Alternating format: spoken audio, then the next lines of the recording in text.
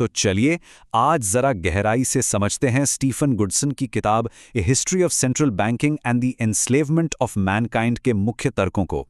ये विश्लेषण शायद पैसे, कर्ज और हमारी आज की आर्थिक व्यवस्था को एक बिल्कुल नई नज़र से देखने पर मजबूर कर दे। स्रोत सामग्री की शुरुआत इसी सवाल से होती है। एक ऐसी चिंता जो आज लगभग हर किसी को महसूस होती है ना? एक ऐसा एहसास कि कोई अनदेखी ताकत है जो हमारी आर्थिक जिंदगी को कंट्रोल कर रही है और हम सब एक ऐसे पहिए में दौड़ रहे हैं जो कहीं नहीं जाता। तो चलिए इसी पर गौर करते हैं। स्रोत के अनुसार हमारी आधुनिक वित्तीय प्रणाली एक समस्या या एक जाल की तरह बनाई गई है। लेकिन आखिर ये जाल है क्या? दिखता कैसा है? स्रोत सामग्री इन संघर्षों को जाल के लक्षण बताती है, जैसे हर तरफ कर्ज का बोझ, लगातार बढ़ती महंगाई जो हमारी बचत को खा जाती है और एक ऐसी दौड़ जिसमें हम कभी आगे ही नहीं बढ़ पाते। तो अब सवाल यह है कि इस जाल की जड़ें आखिर हैं कहाँ? इस सिस्टम की जड़ों तक पहुंचने के लिए सोर्स हमें कई सदियां पीछे ले जाता है, एक बहुत ही सरल लेकिन गहरी खोज तक जिसने सचमुच सब कुछ बदल दिया। और यहीं से शुरुआत होती है उस बैंकिंग सिस्टम की जिसे आज हम जानते हैं। बात शुरू हुई सुनारों की एक कहानी से। देखिए, पहले लोग अपना सोना सुरक्षा के लिए सुनारों के पास रखते थे और बदले में सुनार उन्हें कागज की रसीदें दे देते थे। जल्द ही लोग सोने के बजाय उन्हीं रसीदों से लेन देन करने लगे।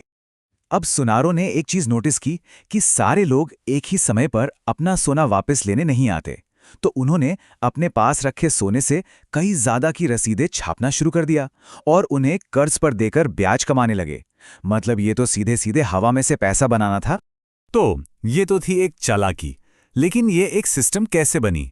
कथा अब आगे बढ़ती है इस प्रणाली के पहले बड़े संस्थागत रूप तक, यानी बैंक ऑफ इंग्लैंड की स्थापना तक। सोचिए, साल है 1694। इंग्लैंड के राजा विलियम तृतीय लगातार लड़ाइयों की वजह से पूरी तरह कंगाल हो चुके हैं। उन्हें अपनी सेना के लिए पैसों की सख्त जरूरत थी। तभी कुछ अमीर साहूकारों ने राजा को एक ऑफर दिया। उन्होंने कहा, हम आपको 12 लाख पाउंड का लोन देंगे 8% ब्याज पर, लेकिन बदले में हमें बैंक ऑफ इंग्लैंड नाम का एक प्राइवेट बैंक बनाने का लाइसेंस चाहिए। और राजा मान गए। तो अब जरा इस सिस्टम को समझिए। एक प्राइवेट बैंक जो देश का पैसा छाप सकता है और फिर वही पैसा सरकार को उधार देकर देश के लोगों के टैक्स से ब्याज कमाता है।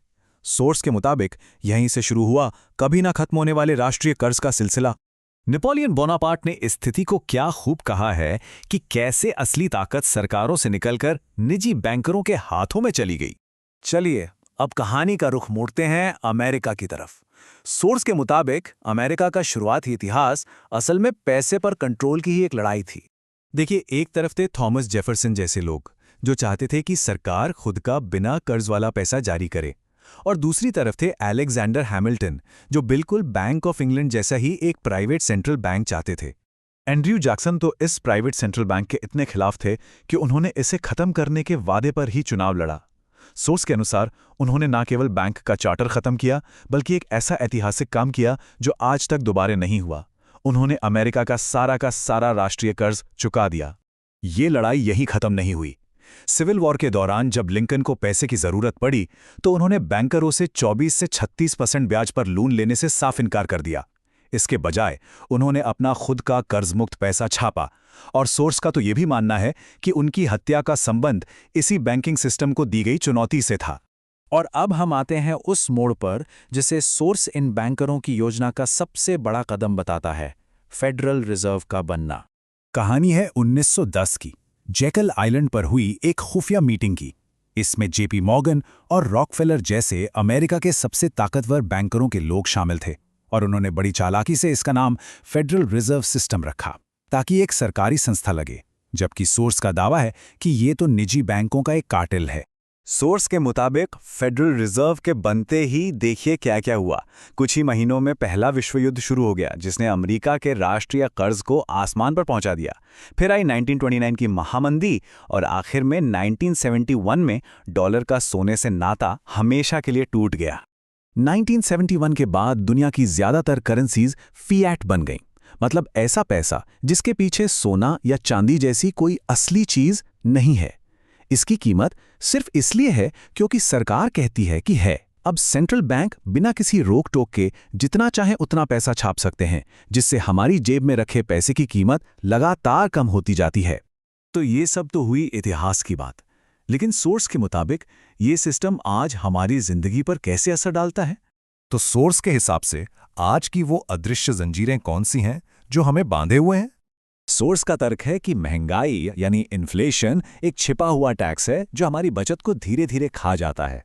इनकम टैक्स का एक बड़ा हिस्सा सीधे इन बैंकरों को दिए जाने वाले ब्याज में चला जाता है, और होम लोन, क्रेडिट कार्ड जैसे कर्ज ये हमें जिंदगी भर एक गुलाम की तरह काम करने पर मजबूर करते हैं।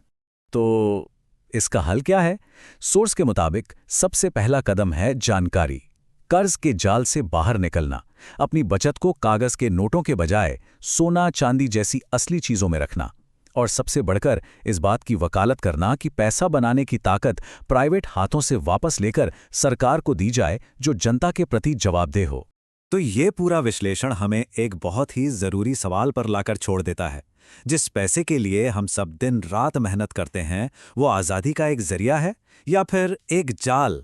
सोर्स की दलीलें हमें इस पर सोचने के लिए मजबूर करती हैं।